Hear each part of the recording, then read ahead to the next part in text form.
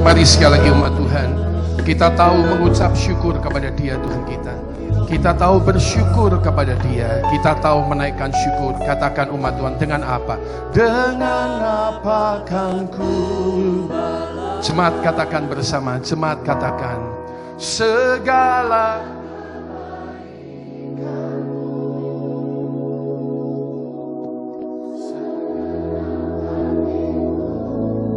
menyembahmu Yesus, ku bersyukur. Sekali lagi umat Tuhan katakan, dengan apa? Dengan apa kan ku balas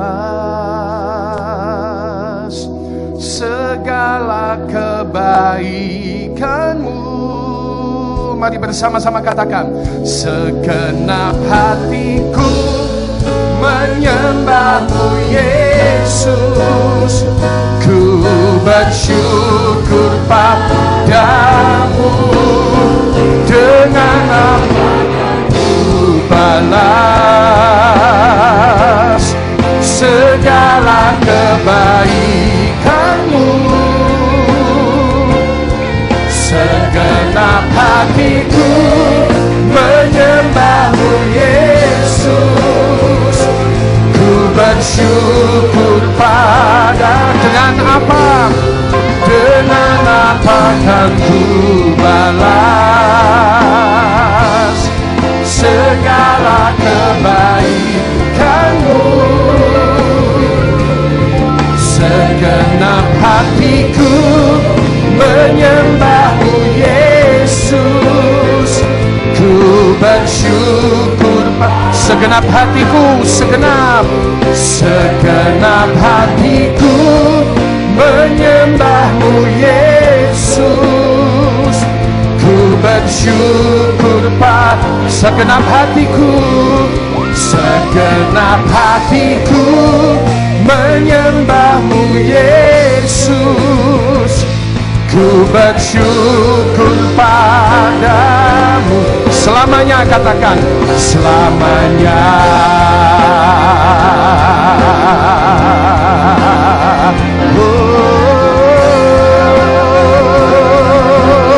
Selama-lamanya.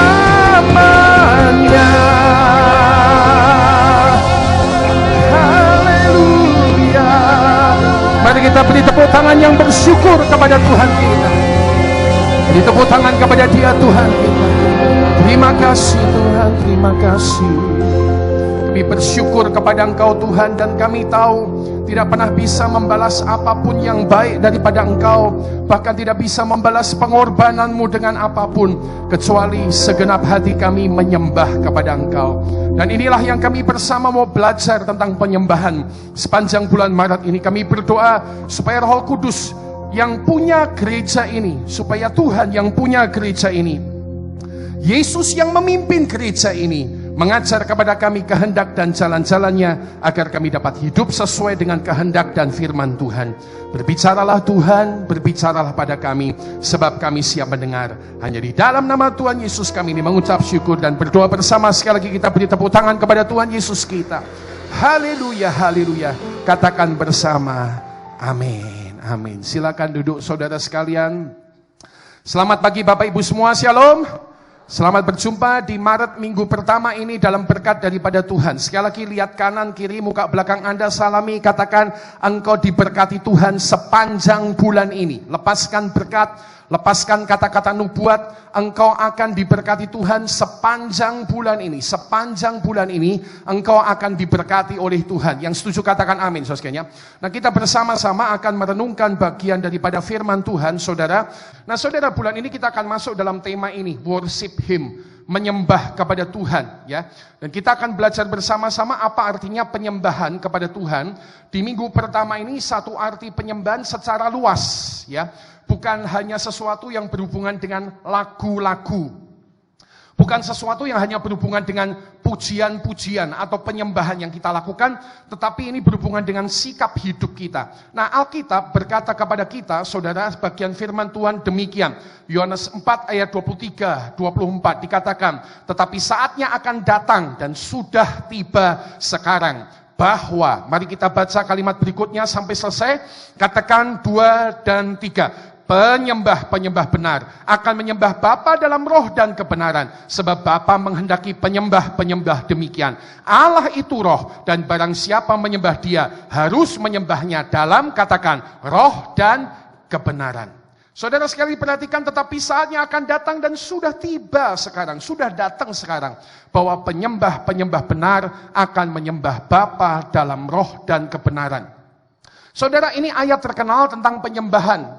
Konteksnya adalah Yesus sedang berbicara kepada perempuan Samaria di tepi sungai Yakub, dan dari situlah Yesus kemudian mengajarkan konsep-konsep penyembahan terrelevan, terupdate, terkini, ya. Dan sampai sekarang ayat ini masih bisa kita pegang sebagai ayat yang mengajar kita tentang penyembahan itu. Alkitab berkata ada penyembah-penyembah benar. Maka saudara sekalian, ketika kita menangkap kata penyembah benar ini, nah kita bisa berjumpa juga dengan penyembah-penyembah yang saudara gampangnya palsu. Tuhan ingatkan satu kata ini kepada saya, artificial worship. Artificial, saudara sekalian. Saya tidak berusaha menjadi keren dengan kalimat yang mungkin kelihatannya sulit ini, tidak, saudara sekalian. Tapi saya berusaha menangkap apa yang Tuhan taruh saja dan belajar menerjemahkannya buat pertemuan kita. Apa arti kata artifisial? Arti kata artifisial adalah tidak alami atau buatan. Kamus Besar Bahasa Indonesia berkata artifisial artinya adalah tidak alami, merupakan satu buatan. Misalnya Bapak Ibu, hari-hari ini kita bisa melihat daun atau bunga atau daun buatan.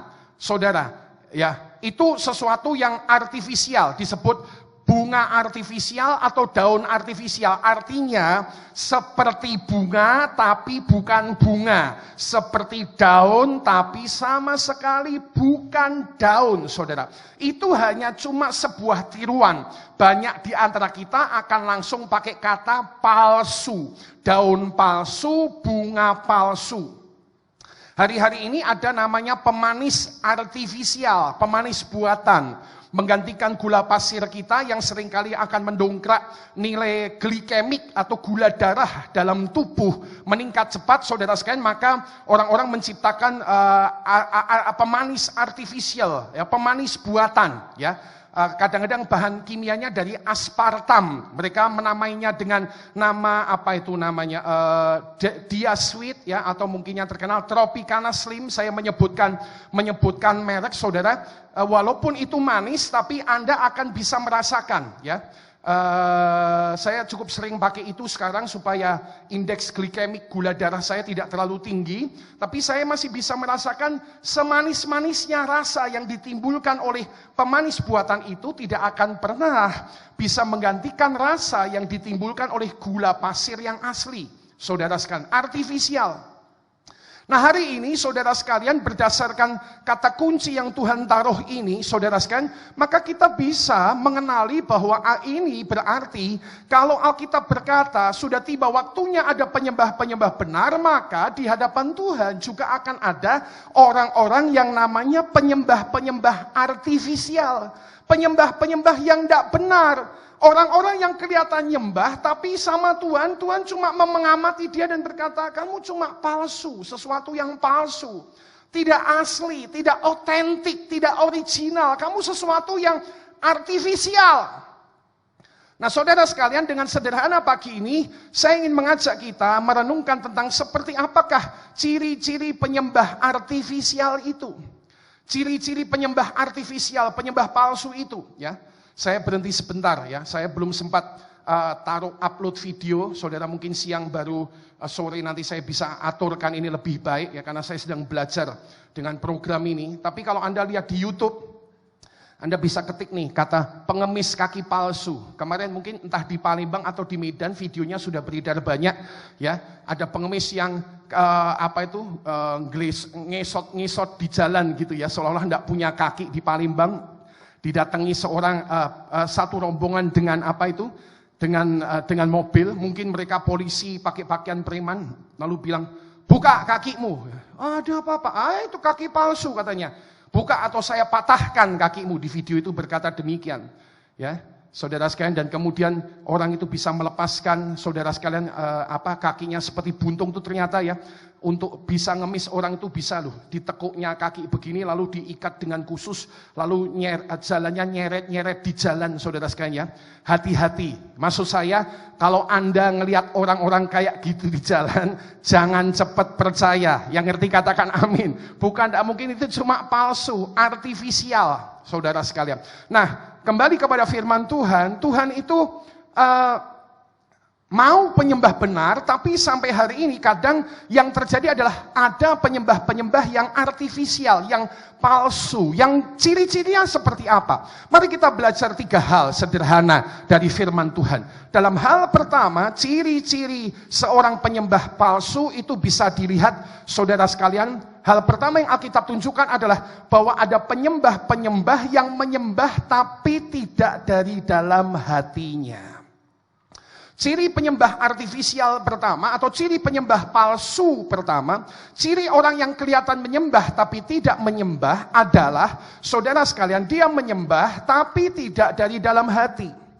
Alkitab dalam Matius pasal 15 ayat 8 menunjukkan kebenaran ini. Dikatakan, saudara sekalian, Matius pasal 15 ayat 8, kalau Anda bisa, atau maksud saya mengajak Anda membaca bersama ayat yang ada di depan. Kita baca sekarang, katakan 2 dan 3. Bangsa ini memuliakan aku dengan bibirnya, padahal hatinya jauh daripadaku.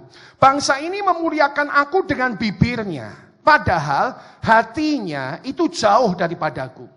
Saudara-saudara sekalian, hal pertama yang ingin saya sharingkan lagi dan lagi, dan ini lebih ya konteksnya luas daripada sekedar pujian dan penyembahan. Worship hymn ini luas, bukan hanya bicara tentang lagu-lagu, ya, bukan hanya bicara tentang sikap-sikap kita, tapi seringkali saudara ini bicara tentang hati kita. Yesus hari itu menegur orang-orang Farisi dan Saduki yang hidup pada zaman itu karena mereka dengan tingkah laku fisiknya, ya di Alkitab ditunjukkan dengan bibirnya, bisa kelihatan menyembah, memuliakan Tuhan, tapi hatinya jauh daripada Tuhan. Saudara, kelihatan dekat secara fisiknya, kelihatan ada secara fisiknya, tapi saudara, entah bagaimana hatinya jauh daripada Tuhan. Nah, ini yang pertama saya percaya Anda dan saya perlu tangkap dari Tuhan pagi ini. Coba ditanya langsung nih sama kita, saudara. Yang bisa tahu hati kita nih sedang dekat atau jauh sama Tuhan itu, kalau yang saya belajar itu hanyalah kita dan Tuhan sendiri. Tuhan dan kita itu yang bisa tahu hati kita ini sedang dekat gak sama Tuhan, hati kita ini sedang jauh gak sama Tuhan. Kita bisa hadir di gereja, saudara sekalian, itu sesuatu yang mungkin sudah biasa kita lakukan. Kita bisa mengikuti suasana pujian penyembahan dengan musik yang coba digarap lebih baik dan lebih baik lagi, bisa. Tapi entah bagaimana, saudara, penyembah artifisial, Alkitab berkata, hatinya jauh daripada Tuhan. Nyembah Tuhan itu rasanya, nah sekarang kita bicara konteksnya pujian penyembahan dulu ya. Konteks pujian penyembahan. Nyembah Tuhan itu rasanya nggak bisa sentuh Tuhan atau tidak bisa merasa sentuhan Tuhan. Garing banget. Saudara-saudara sekalian, nah Alkitab mengingatkan kita pagi ini, mari jangan sampai kita menjadi orang yang menyembah secara palsu. Karena itu saudara sekalian, Alkitab mengingatkan kita ada satu obat bagi hati yang sudah kering. Kalau hari ini Anda hadir ke gereja, dan selama beberapa waktu ini Anda menyembah Tuhan, tapi penyembahanmu rasanya nggak keluar dari dalam hati. Saudara, saya tidak baper ya, tidak bawa-bawa perasaan, tidak terlalu sentimental, emosional, tapi orang nyembah dengan hati itu dia bisa ngerasa kok. Dia bisa ngerasa bahwa sementara dia mengeluarkan ini, segenap hatiku menyembahmu Yesus, ku bersyukur. Sementara nyanyikan itu tuh dia bisa ngerasa kok hatinya itu getar nggak sama kalimat itu. Dengan apa kan ku balas segala kebaikanmu. Ini bukan cuma sekedar lagu bagus, nada-nada melodi bagus, musik bagus, tapi dia nggak tahu bahwa hatinya sedang bergetar nyampaikan itu. Segenap hatiku menyembahmu Yesus, ku bersyukur padamu selamanya. Saudara sekalian, Anda yang tahu hati Anda, yang ngerti katakan amin. Anda yang tahu sedang dalam posisi apa hati Anda seperti ini. Dan mari kita pastikan saudara, kita jangan jadi penyembah Tuhan yang artifisial atau yang palsu. Yang ngerti katakan amin. Nah, kalau kita mau supaya kita selalu bisa punya hati, itu tergerak kepada penyembahan dan mengalir dalam penyembahan. Dan menerobos semua batas-batas yang membuat hati kita, saudara sekalian, tidak bisa menyembah. Ada obatnya. Obatnya apa saudara sekalian? Obat buat hati yang sudah mulai sulit menyembah. Obat buat hati yang rasanya sudah mulai kering. Saya belajar saudara, salah satu prinsip yang saya tahu, mungkin kita kapan-kapan bisa belajar prinsip yang lain. Obatnya itu adalah tindakan mengambil waktu untuk puasa. Obat dari hati yang sudah kering. Kalau hari ini Anda berkata dengan jujur, hatiku sebetulnya udah kering kok Tuhan. Pergi ke gereja itu, ya ke gereja, saya berusaha, tapi sebetulnya jauh sekali kering, tidak seperti dulu. Dan Anda tahu kualitas hati Anda, maka saudara, usul pertama untuk obatnya adalah tindakan berpuasa. Matius pasal yang ke-9 ayat 15. Matius pasal yang ke-9 ayat 15 ya. Saudara sekalian, Matius pasal 9 ayat 15, hari itu Yesus sedang mengatasi isu yang ditanyakan orang Farisi dan Saduki tentang kenapa murid-murid Yesus tidak berpuasa ya. Matius pasal yang pasal berapa tadi? Pasal yang ke-15 ya.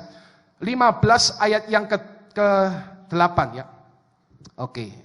Saudara, Alkitab berkata di sana ada satu prinsip yang Yesus tunjukkan bahwa berpuasa ya. Matius 9 ayat yang ke-15 ya. Matius 9 ayat ke-15, Yesus mengajar bahwa ini berhubungan dengan saudara apa namanya? Jarak antara Yesus dengan kita. Nah, maksudnya apa? Coba kita lihat saja. Matius pasal 15 ayat 9. Baik. Saudara, inilah sorry.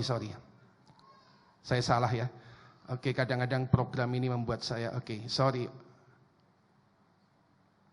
Oke, Matius 9 ayat 15, sorry, saya salah buka. Saudara, kalau Anda lihat atau saya baca aja ya, dalam versi Alkitab yang lain, Anda silakan buka Alkitab Anda, Matius pasal yang ke-9 ayat 15. Matius 9 ayat yang ke-15, inilah kata firman Tuhan, dikatakan jawab Yesus kepada mereka. Dapatkah sahabat-sahabat mempelai laki-laki berduka cita selama mempelai itu bersama mereka? Nah, lalu kalimat ini yang mengajar pada kita. Tetapi waktunya akan datang, mempelai itu diambil dari mereka, dan pada waktu itulah mereka akan berpuasa. Mereka akan berpuasa. Dari sini kita bisa belajar satu pengertian sederhana dari Yesus. Kapan kita puasa? Kapan kita puasa? Kapan kita puasa? Kalimat yang Yesus sampaikan adalah, tetapi waktunya akan datang, mempelai itu diambil. Ya, jadi saudara sekalian, terjemahnya adalah kapan kita puasa? Waktu mempelai itu terasa jauh. Waktu mempelai, waktu Yesus itu rasanya jauh daripada kita. Waktu mempelai itu, waktu Yesus itu rasanya tidak terjangkau sama kita. Itulah waktunya untuk kita, saudara sekalian, berpuasa. Itulah waktunya untuk kita berpuasa. Itulah waktunya kita untuk mulai, saudara, mengambil waktu berpuasa. Dan dari situ Tuhan akan, saudara, meremukkan bagian ya daging kita, sehingga kita bisa mulai bersekutu dengan Tuhan lebih dalam dalam hidup kita. Sekali lagi saya ulangi, prinsipnya dikatakan, tetapi waktunya akan datang, mempelai itu diambil dari mereka. Tolong tanya, kalau ada kata mempelai itu diambil dari mereka, Itu artinya mempelai itu jauh atau mempelainya itu dekat, saudara sekalian. Jawabannya 2, 3, jauh. Waktu mempelai jauh. Waktu hidupmu rasanya jauh daripada Tuhan. Waktu hatimu rasanya nggak bisa menyembah Tuhan. Waktu hatimu rasanya nggak bisa ketemu sama Tuhan, walaupun bibirmu terbuka nyanyi-nyanyi tentang Tuhan, tapi hatimu tidak bisa menyentuh Tuhan. Waktu mempelai jauh itulah berpuasalah. Saudara, ini obatnya. Ini obatnya. Ini obatnya. Obat bagi hati yang jauh daripada Tuhan, puasa. Ketika kita mengarahkan lapar dan haus kita kepada Tuhan, Alkitab berkata, orang yang lapar dan haus akan kebenaran, ya. Orang yang lapar dan haus akan Tuhan, mereka akan dipuaskan oleh Tuhan. Saudara, pagi ini mari teliti hati kita. Seperti apa hati dan hidup kita sekarang? Apakah mempelai sedang terasa jauh di hidup Anda? Apakah selama ini penyembahanmu sudah begitu kering? Anda nyanyi-nyanyi sebetulnya tapi hatinya nggak pernah. Kenapa ya? Kok nggak bisa rasanya dekat ya sama Tuhan? Saudara, kalau itu memang yang menjadi kondisi kita, obati dirimu. Cure yourself, sembuhkan dirimu. Caranya gimana? Ambil puasa. Seminggu ini, saudara, tanpa sengaja sebetulnya, kalau Anda ngikuti status-status teman-teman kita orang Katolik dan orang dari gereja Protestan, mereka menyebut Rabu yang lalu sebagai Rabu Abu, saudara sekalian. Sebagai saat mulai merendahkan diri, mereka punya 44 hari, jadi dalam jangka dari Rabu kemarin sampai 44 hari nanti tanggal 16 April mereka akan masuk dalam Paskah. Sejak sekarang mereka mulai merendahkan diri di hadapan Tuhan. Mereka mengambil tindakan mengakui dosa. Mereka mengambil tindakan berpuasa. Mereka mengambil tindakan-tindakan saudara sekalian untuk berpantang hal-hal yang mereka suka. Seorang yang saya kenal, dia berkata, ini waktunya kami berpantang. Tahun lalu ketika dia sampaikan itu, saya nangkep sekali. Dia dari gereja bukan seperti kita, ya. Dari gereja yang alirannya tradisi, tapi tradisi yang bagus menurut saya. Ngambil waktu berpuasa, ngambil waktu menyambut Paskah dalam hidupnya, ngambil waktu menyambut Jumat Agung, merendahkan diri, berpuasa, berpantang. Dan dalam minggu ini saya merasa dipimpin Tuhan juga untuk terus mengambil waktu puasa. Dan ketika saya jalani, saya merasakan satu kebangunan rohani di hati. Saudara, saya mulai menyembah Tuhan dengan cara yang lebih dalam. Saya tidak berkata hati saya kering, saya terus belajar. Tapi tindakan puasa kemarin Jumat yang saya lakukan, itu menerobos hati saya. Nah, saya berpikir ini bulan yang bagus. Untuk sepanjang bulan, 40 hari ke depan, persiapan Jumat Agung, persiapan Paskah, cari Tuhan, hatinya disiapkan lewat tindakan puasa. Karena puasa itu akan menyembuhkan hati kita, sehingga mempelai yang jauh akan terasa dekat di dalam hidup kita. Arahkan lapar dan hausmu kepada Tuhan, maka engkau akan merasakan mempelai dekat di hidupmu. Yang kedua, artificial worship itu punya ciri seperti yang kedua. Cirinya apa? Cirinya ini, gampang saja. Menyembah sih, orang menyembah. Mungkin nyanyiannya menyembah, sikap hidupnya menyembah, tapi terus sedang hidup dalam dosa. Nah, di mana kita bisa belajar ini? Kita bisa belajar ini di Yesaya pasal 58, saudara sekalian. Buka Alkitab Anda di Yesaya 58. Di Yesaya 58, saudara sekalian, itu kalau Lembaga Alkitab Indonesia ngasih judul tentang kesalehan sejati melawan kesalehan palsu.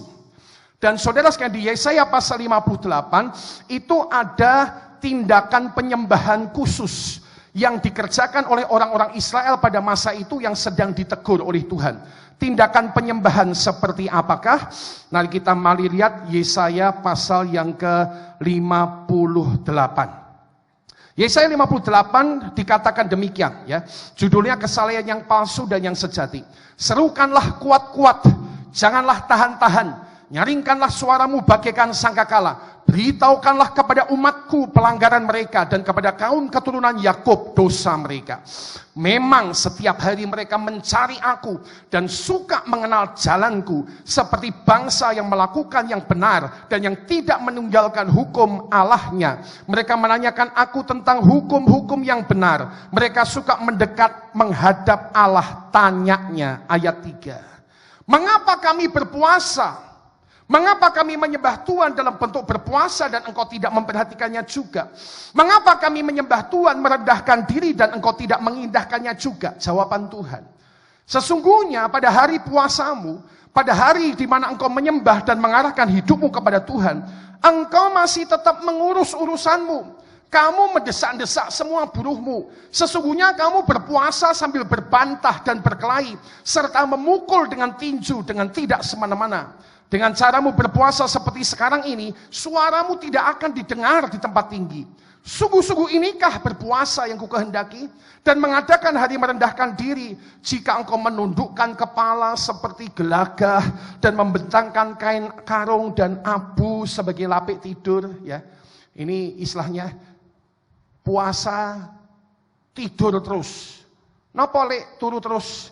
Ge poso iki ngantuk aku turu sesungguhnya. Sungguh-sungguh itukah yang kau sebutkan berpuasa? Mengadakan hari yang berkenan kepada Tuhan. Ayat 6 yuk. Baca bersama Bapak Ibu dalam nama Tuhan Yesus. Kita minta Tuhan mengajar hati kita. Bersama baca 2, 3. Bukan, berpuasa yang kukehendaki ialah supaya engkau membuka belenggu-belenggu kelaliman dan melepaskan tali-tali kuk, supaya engkau memerdekakan orang yang teraniaya dan mematahkan setiap kuk. Ayat 7 saya baca. Supaya engkau memecah-mecah rotimu bagi orang yang lapar dan membawa ke rumahmu orang miskin yang tak punya rumah. Dan apabila engkau melihat orang telanjang, supaya engkau memberi dia pakaian dan tidak menyembunyikan diri terhadap saudaramu sendiri. Saudara, saya mau gampang saja. Tindakan berpuasa itu adalah salah satu tindakan mengarah kepada penyembahan.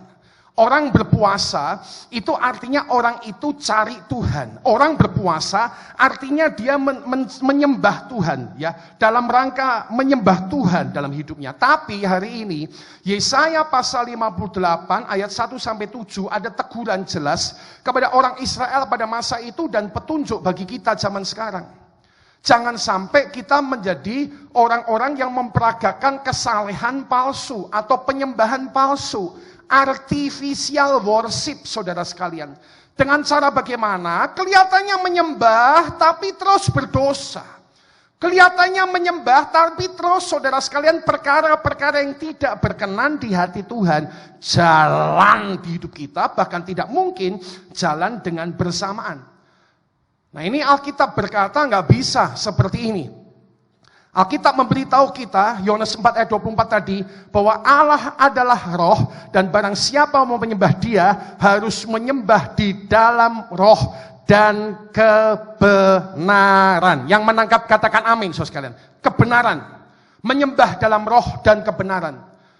Kalau Anda sudah mengikut Tuhan untuk jangka waktu yang lama, maka Anda tidak bisa lari dari prinsip ini. Allah adalah Allah yang menyukai orang-orang yang mencari kebenaran dalam hidup mereka, mengutamakan kebenaran. Ya, saya pernah sharing sama Anda bahwa dari ayat ini saja kita tahu, ya, Allah itu adalah roh. Barang siapa menyembah Dia harus menyembah Allah dalam roh dan kebenaran. Ya, senjata rohani pertama orang Kristen menurut Efesus pasal 6 ayat 13 adalah ikat pinggang kebenaran. Saudara-saudara sekalian, Yesus dalam Yohanes pasal 14 ayat 6, akulah jalan dan kebenaran dan hidup. Saudara sekalian, jangan pernah remehkan kata-kata Tuhan tentang kebenaran ini. Saudara sekalian, Tuhan terus mencari ya. Hedi bisa di sini ya. Oke deh. Tuhan terus mencari ya. Tuhan terus mencari orang-orang yang terus berjalan dalam kebenaran dalam hidupnya ya. Saudara sekalian, Tuhan terus mencari orang-orang yang terus mau terus memikirkan tentang perkara ini dalam hidupnya ya. Inilah yang ku punya, hati sebagai hamba yang mau taat dan setia padamu Bapa, kemanapun ku bawa. Katakan, hati yang menyembah. Dalam apa? Dalam roh dan kebenaran sampai selamanya. Dalam roh, dalam kebenaran. Para penyembah sejati, para penyembah asli akan terus belajar menyembah Tuhan, tapi sementara mereka hidup di dalam kebenaran. Yang ngerti katakan amin ya. Itu artinya bisnis Anda perlu terus diselidiki, saudara sekalian. Dalam artian, apakah bisnismu berjalan dalam kebenaran? Ya, ini saya mau mengajak kita berjuang tentang perkara ini. Ya, kata-kata kita perlu terus diselidiki. Apakah kata-kata kita adalah kata-kata yang berjalan dalam kebenaran? Bukan sembarang kata yang dilepaskan di dalam argumentasi, di dalam pertengkaran. Tapi apakah kata-kata yang mau berjalan dalam kebenaran? Saudara, para penyembah sejati punya ciri yang kedua. Bahwa mereka akan terus berjalan dalam kebenaran. Tapi artificial worship, penyembah yang palsu, mereka menyembah tapi terus berdosa dan tidak berjalan dalam kebenaran. Perkara ketiga yang paling akhir pada kesempatan pagi ini, saudara, artificial worship, para penyembah yang palsu punya ciri yang ketiga, yaitu menyembah Tuhan hanya di tempat-tempat tertentu saja. Nah, coba kita lihat pergumulan ini dalam percakapan Yesus di Yohanes pasal 4 ya. Coba kita buka Alkitab kita sama-sama. Yohanes pasal 4, sekali lagi saudara sekalian, Yesus sedang berbicara kepada wanita Samaria di tepi sumur Yakub. Dan dalam ayat 23-24 tadi kita melihat Yesus mengajar tentang prinsip penyembahan. Allah itu roh. Kalau kamu menyembah Allah harus dalam roh dan kebenaran. Nah, tapi saudara, kita harus tahu kenapa Yesus ngajar prinsip penyembahan yang benar. Nah, kita lihat lebih dulu ayat yang ke-20, maka kita akan mengerti latar belakang kenapa Yesus mengajar prinsip penyembahan ini ya. Dalam ayat yang ke-20, Yohanes pasal 4. Yohanes pasal 4 Alkitab, wanita ini berkata demikian. Perhatikan ya saudara, nenek moyang kami menyembah di atas gunung ini. Tetapi kamu katakan, Yesus, kamu orang Yahudi katakan bahwa Yerusalemlah tempat orang menyembah. Nah, berhenti sebentar ya, penjelasannya demikian. Israel itu dulu satu, tapi kemudian kepecah dua. Ada Israel Selatan, ada Israel Utara. Israel Selatan itu orang-orang Yahudi, orang-orang Yehuda dengan tempat penyembahannya Yerusalem. Israel Utara itulah orang-orang Samaria. Dengan penyembahan, karena mereka bermusuhan dengan orang Yahudi, maka penyembahan mereka ada di gunung-gunung di sekitar Israel Utara sana. Nah, ini yang dibahas sama perempuan itu. Nenek moyang kami kalau nyembah di atas gunung ini. Tapi kamu katakan bahwa Yerusalemlah tempat orang menyembah karena kamu orang Yahudi, kata wanita Samaria itu 21. Kata Yesus kepadanya, percayalah kepadaku ya, hai perempuan. Percayalah kepadaku, saatnya akan tiba bahwa kamu akan menyembah Bapa, bukan di gunung ini dan bukan juga di Yerusalem. Tidak menyembah lagi di tempat-tempat tertentu. Kamu menyembah apa yang tidak kamu kenal, kami menyembah apa yang kami kenal sebab keselamatan datang dari bangsa Yahudi. Dengar, kalimat ini maksudnya karena Yesus seorang Yahudi, saudara sekalian.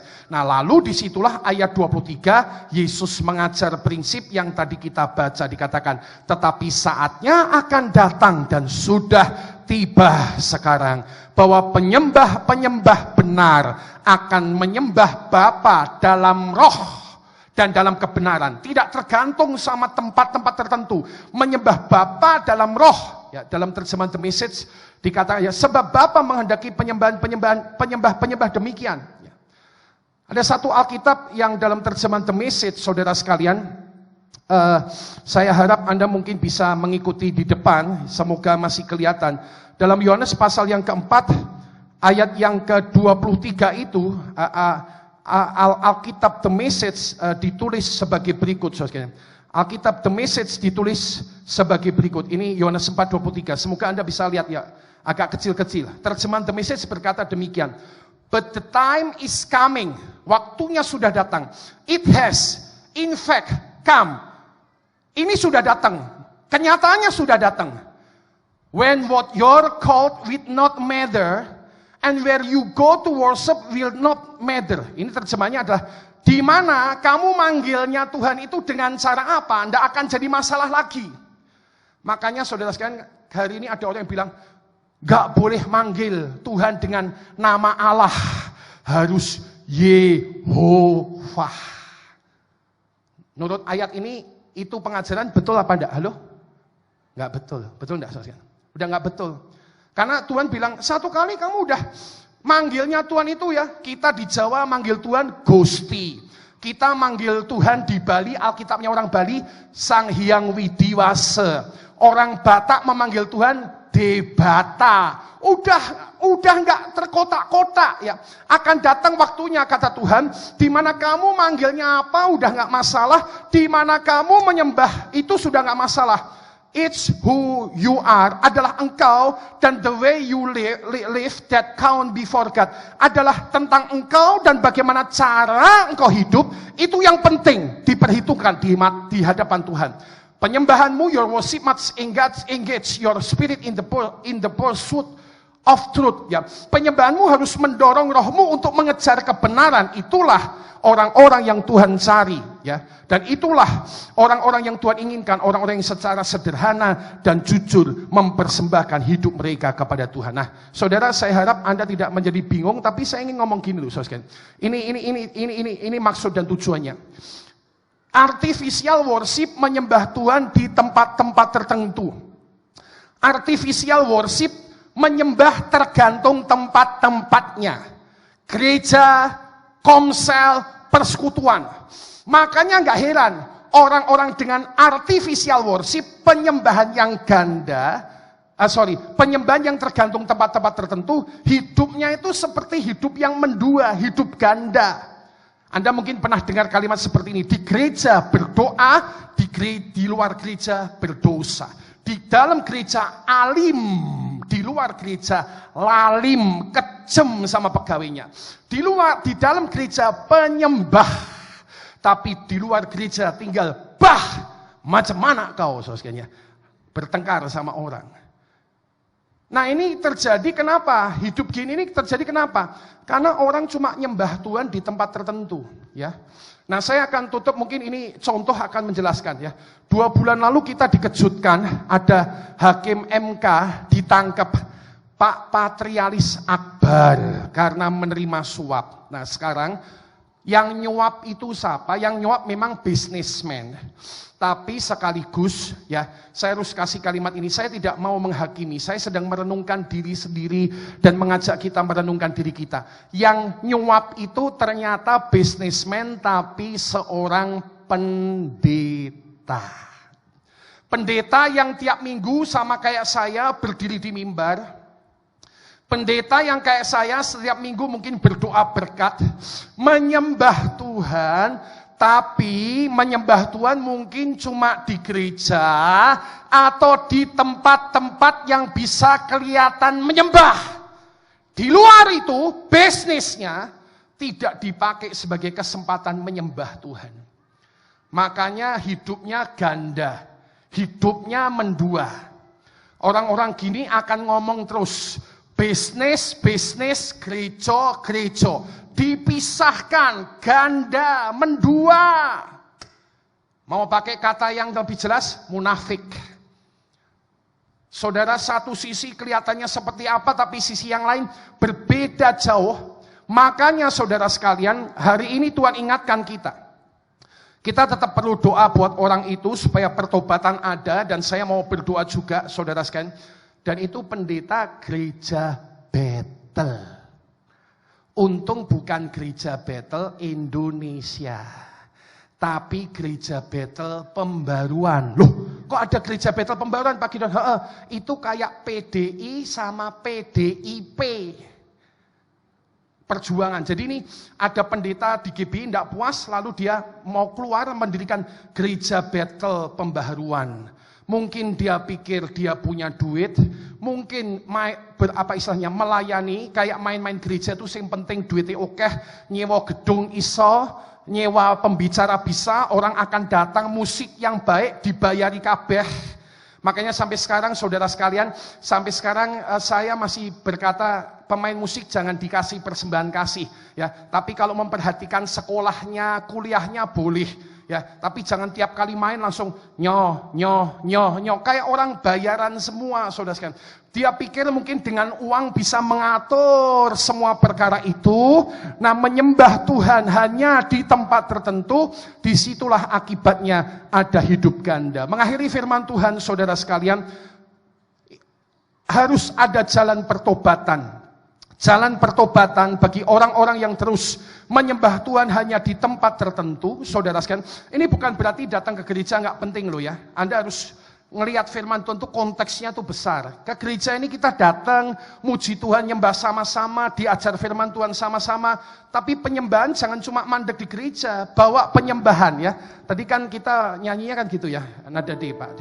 Kemanapun ku bawa, kemanapun hati yang menyembah, katakan bersama, dalam roh dan kebenaran sampai selamanya. Kemanapun ku bawa, kemanapun ku bawa, kemanapun ku bawa. Yang nangkep katakan amin. Katakan bersama dengan saya sekali lagi kalimat ini. Kemanapun ku bawa, hati yang menyembah, dalam roh dan kebenaran sampai selamanya. Kalau Anda belajar hidup full time worshiper, kemanapun ku bawa, kemanapun ku bawa, di kantorku ku bawa, di bisnisku bawa, di tempat sekolahku ku bawa, di tempat kuliahku bawa, kemanapun ku bawa, maka Anda akan jadi penyembah-penyembah yang sejati di hadapan Tuhan. Yang ngerti katakan amin. Tidak palsu, tidak punya hidup ganda. Karena setiap hari, setiap saat, apapun yang Anda lakukan adalah sebuah penyembahan. Inilah yang ku punya. Mari petugas perjamuan hadir. Hati sebagai hamba yang mau taat dan setia padamu Bapa. Kemanapun ku bawa, hati yang menyembah, dalam roh dan mari kita bangkit berdiri, sambut perjamuan kudus hari ini di tengah kita. Katakan